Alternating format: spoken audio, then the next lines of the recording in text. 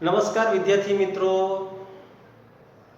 ધોરણ 7 માં 1 થી 4 ઇકાઈ આપણે સ્કૂલમાં ચલાવેલા છે અને પાંચમી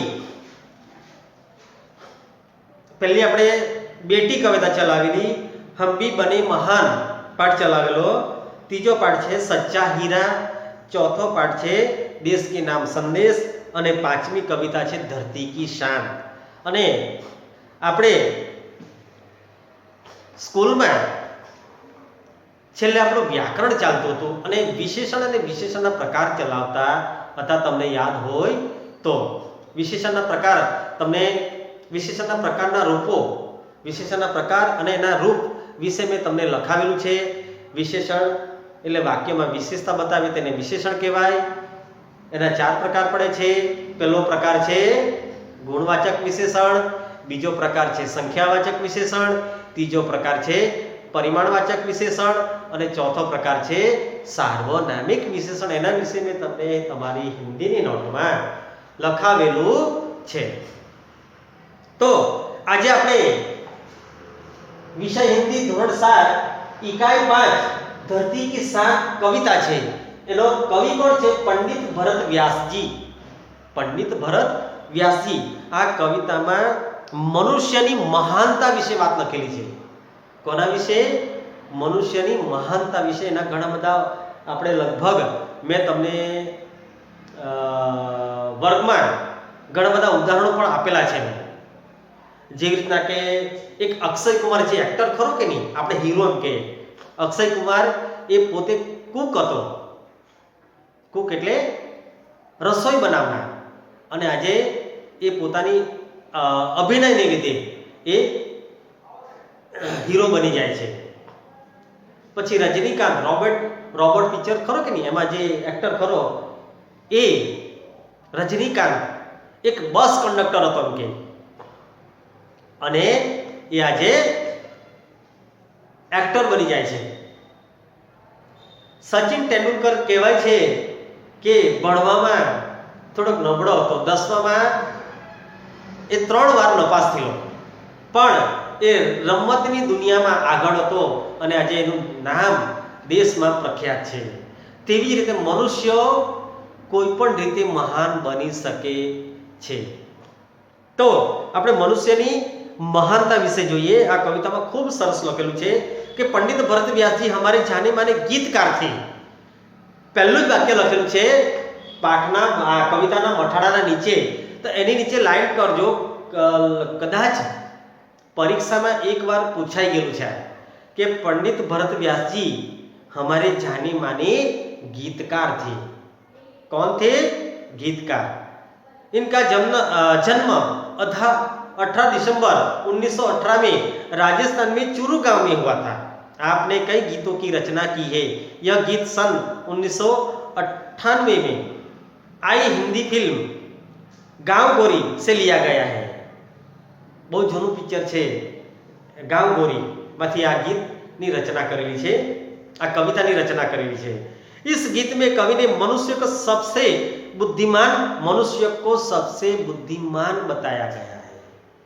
આજે દરેક વ્યક્તિનું પોતાનું લક્ષ્ય હોય છે। આજે તમે વિદ્યાર્થીઓ છો, આજે ભલે તમે જે હશો તે, પણ તમે પણ જીવનમાં મહાન બની શકો। પણ એના માટે આપણે પછી બેસીને આપણે વિચાર્યા કરીશું કે હું મહાન બનીશ, આમને આમ કંઈ બની શકાતો નથી। પણ આપણે આ કવિતામાંથી પ્રેરણા લેવાની છે કે આપણે મહાન કઈ રીતે બની શકીએ, એના માટે શું કાર્ય કરવું પડે, બરોબર?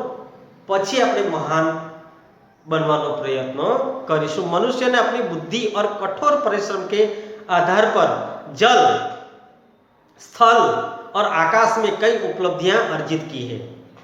क्या जे આપણે એમ કહીએ કે વૈજ્ઞાનિક લોકો પણ તમારી જેમ ભણતા હતા ને આજે વૈજ્ઞાનિક બની ગયા, અવકાશ સુધી પહોંચી ગયા।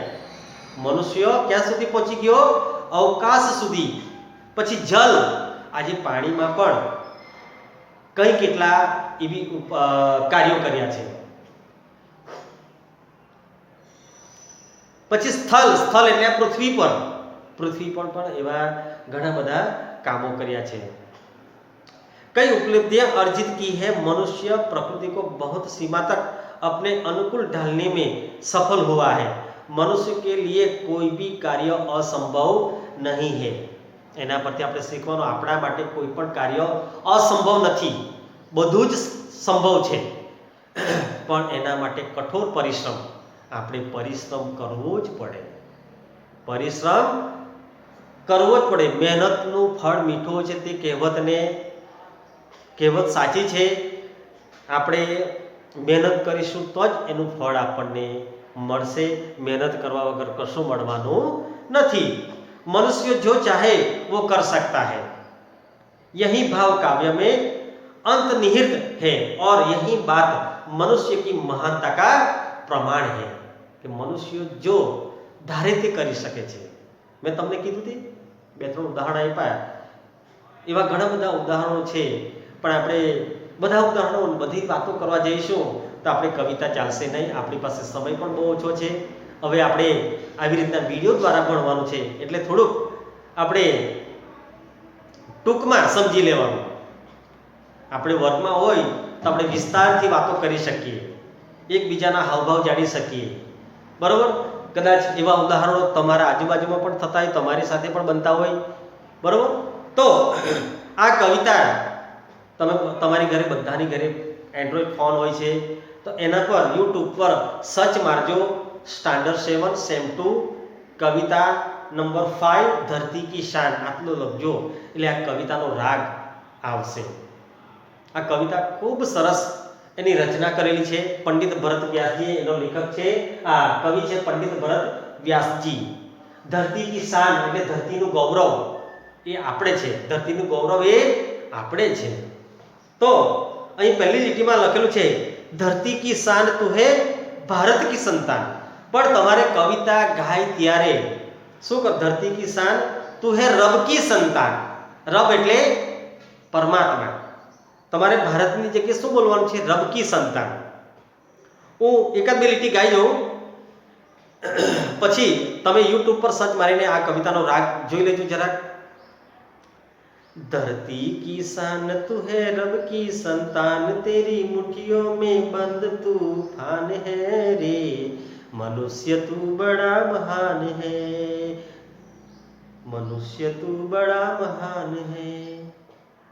આવી રીતના રાગ, तू जो चाहे पर्वत पहाड़ों को फोड़ दे रे, तू जो चाहे नदियों के मुख को भी मोड़ दे रे, तू जो चाहे माटी से अमृत निचोड़ दे रे, तू जो चाहे धरती को अंबर से जोड़ दे रे, अमर तेरे प्राण, आ बे बार गाવાનું છે, अमर तेरे प्राण मिला तुझको वरदान, तेरी आत्मा में स्वयं भगवान है रे, मनुष्य तू बड़ा महान है। આવી રીતે આ કવિતાનો, મને બરાબર કવિતાનો રાગ આવડતો નથી, પણ તમારે સારા રાગમાં કવિતા ગાવાની છે। પહેલાં તમારે કવિતાનો અભ્યાસ કરવાનો છે। કવિતા આપણે કહીએ ને કે પહેલાં આમ જ ગાઈ જોવાની, જોઈને ગાવાની, વગર જોઈ કોઈ ગાવાની નથી, અને પછી કવિતાનો રાગ તમારે બરાબર બેસાડી દેવાનો છે, અને પછી તમારે આ કવિતા બહુ સરસ છે। આપણા અહીંયા સાદરવેલમાં જ્યારે આપણા પૂર્વ મુખ્યમંત્રી જ્યારે કાવેરી સુગર ફેક્ટરીનું ઉદ્ઘાટન કરવા માટે આવેલા, ત્યારે આ કવિતા રાનકુવાની વિદ્યાર્થીનીઓએ આ કવિતા ત્યાં ગાયેલી, અને બહુ સરસ રાગમાં આ કવિતા ગવાયેલી। તો તમે પણ યુટ્યુબ પરથી સર્ચ મારીને આ કવિતાનો રાગ જરાક જોઈ લેજો। આપણે નેક્સ્ટ પીરિયડમાં, બીજા પીરિયડમાં આ કવિતાનો ભાવાર્થ, એની સમજૂતી સમજવાનો પ્રયત્ન કરીશું। ત્યાં સુધી બધાને બાય।